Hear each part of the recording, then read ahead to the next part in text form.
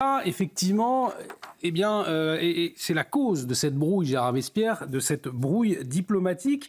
Au fond, aujourd'hui, Alger rejette de son côté les accusations d'escalade de Paris et dénonce une campagne de désinformation. Éclairez-nous, quelle est la posture des uns et des autres? Ça fait 60 ans qu'avec l'Algérie, nous mettons la poussière sous le tapis. À l'évidence, les accords d'Alger ont été organisés, vus, anticipés, avec une importante population française restante en Algérie. Et donc, accord déviant, hein. Voilà. Et donc, cela impliquait d'avoir une certaine souplesse de reconnaissance de fluctuations des populations, de droits, etc., etc. Ça n'a pas du tout été le cas. Qu'est-ce qui s'est passé en deuxième étape? C'est que le régime algérien, depuis sa naissance, alors que la France souhaitait tourner la page, s'est arc-bouté sur la rivalité avec la France comme étant un de ses fondements de politique étrangère. Troisièmement, pourquoi? Parce que l'Algérie est née d'un régime soviétique.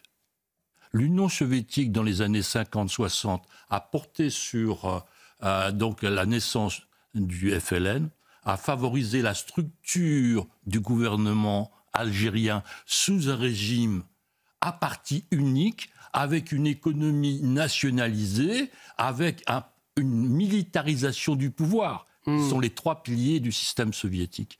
Donc cette structure-là est pérenne jusqu'à présent. Vous avez un parti pratiquement unique, vous avez l'armée et les services de sécurité et les services d'espionnage, etc., qui représentent... Il y a à peu près un militaire et un gendarme et un homme des services de sécurité pour 50 habitants en Algérie. Oui. Et donc on n'a jamais pris, nous, la décision de dénoncer ça. On n'a jamais appuyé le Irak. On n'a jamais appuyé les gens qui fuyaient ce régime parce qu'ils étaient persécutés. Et finalement, à force de mettre la poussière sous le tapis se enlève avec effectivement la crise autour du Sahara espagnol, du Sahara occidental. Et voilà, on se retrouve avec la réalité de cette antinomie, alors que finalement, si vous interrogez les Algériens de 30 ans, 40 ans qui sont en France, en Algérie, certains m'ont dit, et j'étais stupéfait, quel dommage que l'Algérie ne soit pas restée française. Parce que qu'est-ce qui se passe actuellement? Est-ce que ce sont les Algériens qui envoient de l'argent à leurs camarades qui sont ici, en France? Non, pas du tout. Ce sont les millions d'Algériens qui résident, ou de Franco-Algériens qui résident en France, qui envoient de l'argent en Algérie parce que le système est à bout de souffle, économiquement et socialement. Et Gérard Vespierre, est-ce que effectivement votre œil d'observateur, de géopolitologue, voit au fond une volonté algérienne d'humilier la France en renvoyant cet influenceur?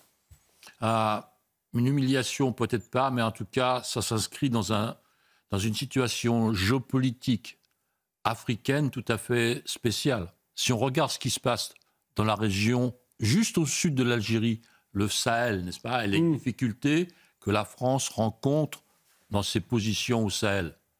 Qu'y a-t-il derrière ces mouvements-là? Le Kremlin, la Russie.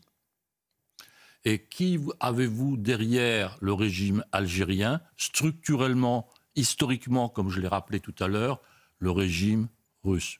Donc vous avez là une convergence aussi, un encouragement direct ou indirect du Kremlin venir déstabiliser Paris. Donc vous avez différents regards, différentes lumières à allumer pour comprendre cette situation qui est effectivement de nature géopolitique globale. D'ailleurs, ce que révèle aussi le communiqué du ministre des Affaires étrangères algérien cet après-midi, qui semble un petit peu vouloir reculer, dire non, tout va bien. Il faut calmer le jeu. Il faut calmer le jeu. Le but, c'est quand même une désescalade, si je puis dire, en tout cas verbale. Absolument, parce que la tension est forte, parce qu'elle est historique.